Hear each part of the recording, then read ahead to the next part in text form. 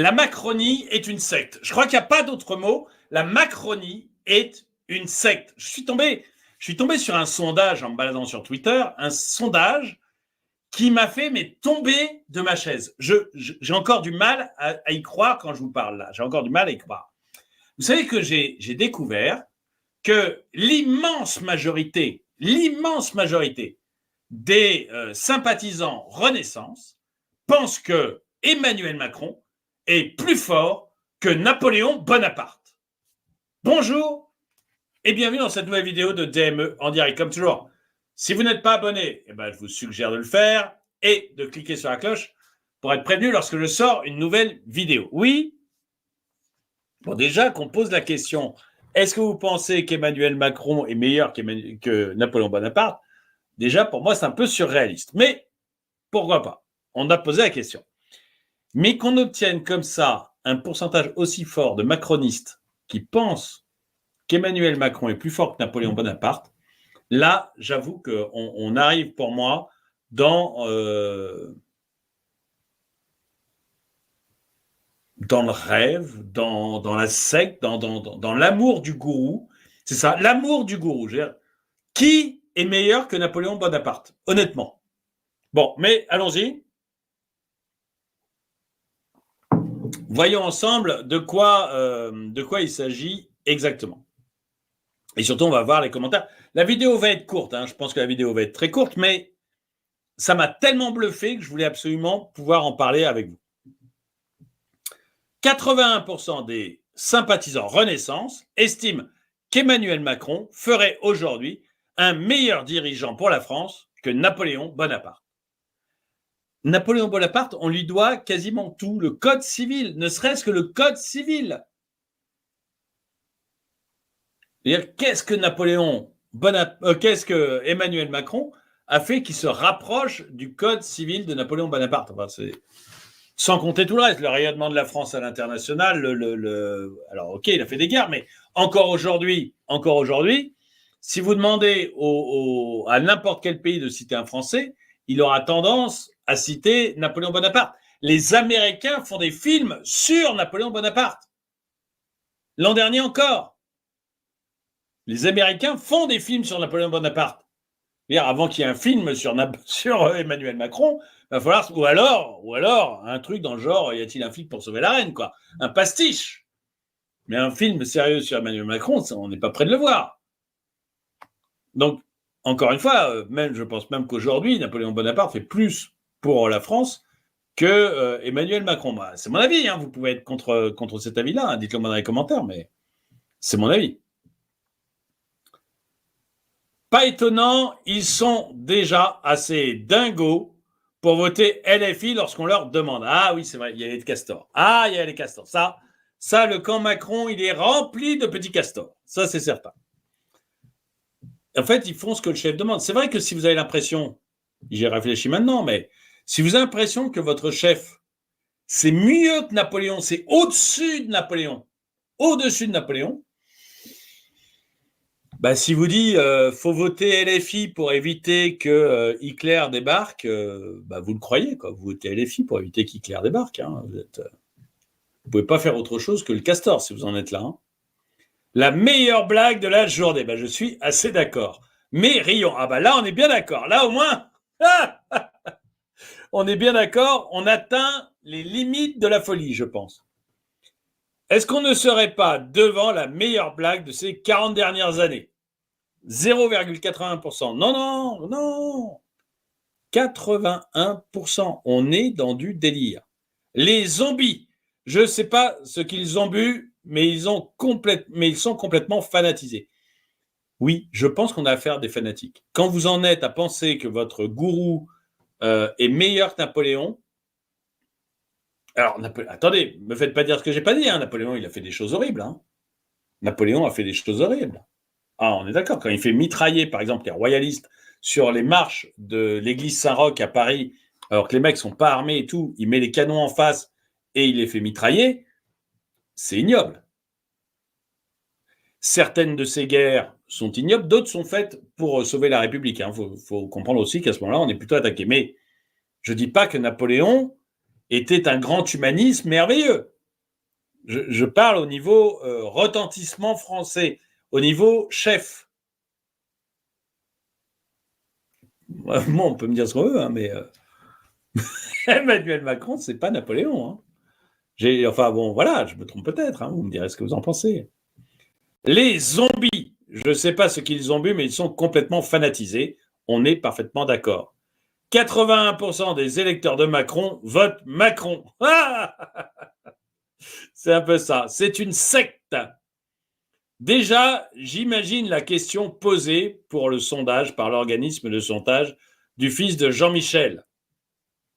Je ne sais pas si c'est le fils de Jean-Michel qui a fait le sondage, mais Emmanuel Macron dirigerait mieux la France que quel empereur? Et pourquoi Napoléon Bonaparte?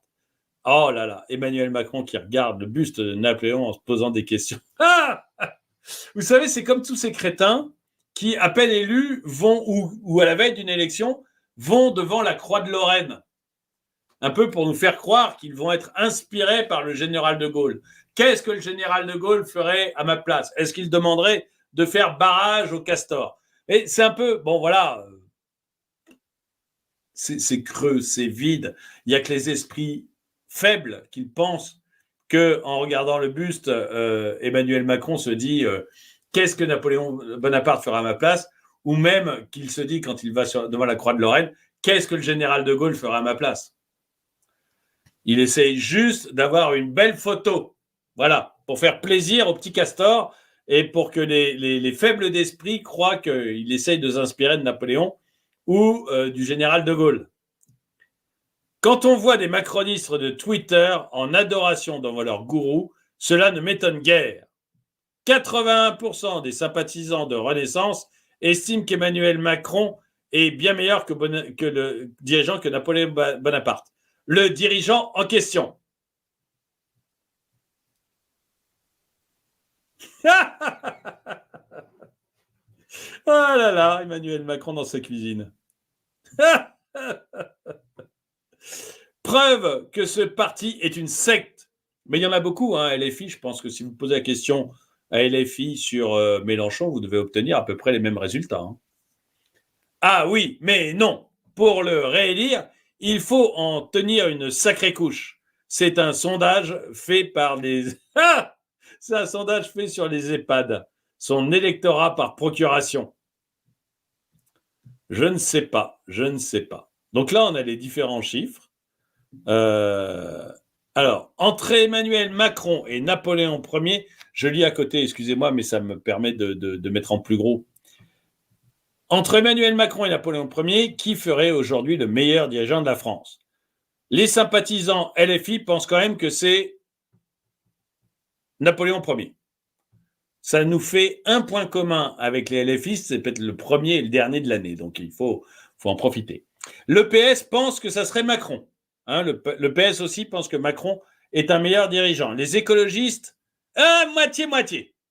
Ah, Macron, Napoléon, même combat d'après les écologistes.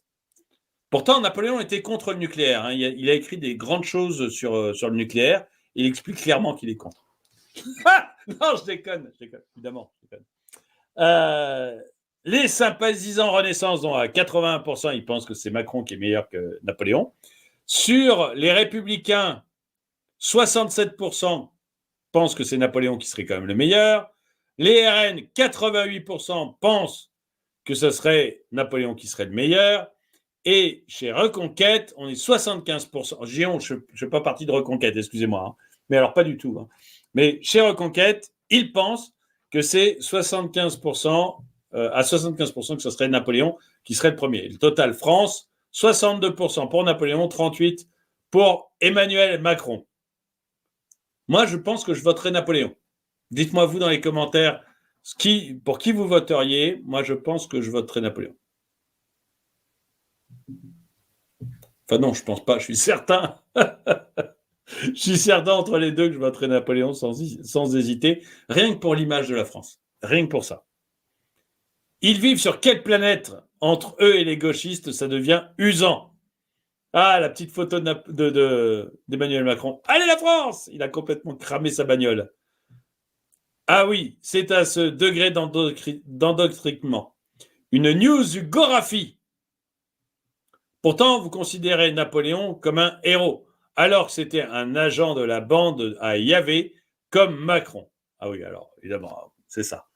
Napoléon était un sioniste. Ok, c'est bon.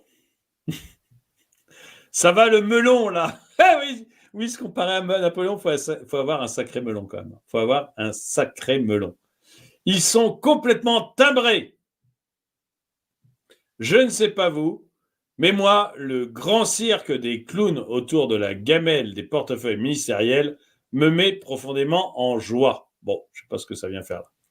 Bon, c'est ce qu'on appelle le culte de la personnalité. Je suis assez d'accord. On a du culte de la personnalité. Je vais voir s'il y a d'autres. Hop, un petit dessin. Tout va bien, nous veillerons sur vous. Pour votre sécurité, suivez la ligne et au bout, vous avez l'abattoir. Je crois que, et oui, les sympathisants, je crois que c'est vraiment ça. Je crois que c'est vraiment ça. Bon, là, c'est des moutons, ça pourrait être des castors qui vont tranquillement à l'abattoir en suivant le truc. Il n'y a pas un président qui a autant fait chuter le pays. Ils sont vraiment des abrutis. Mais écoutez, je suis assez d'accord. Voilà. Je pense qu'il n'y a pas eu tellement de présidents plus mauvais qu'Emmanuel Macron. Même François Hollande était encore plus mauvais au point de vue de l'image, mais moins catastrophique au point de vue des comptes. C'est dire à quel point Macron a été une catastrophe absolue. Écoutez, je lance le sondage dans les commentaires. Dites-moi si vous êtes Macron ou Napoléon. Pour lequel des deux vous voteriez aux élections de 2027 si vous retrouvez Napoléon Ier face à Emmanuel Macron.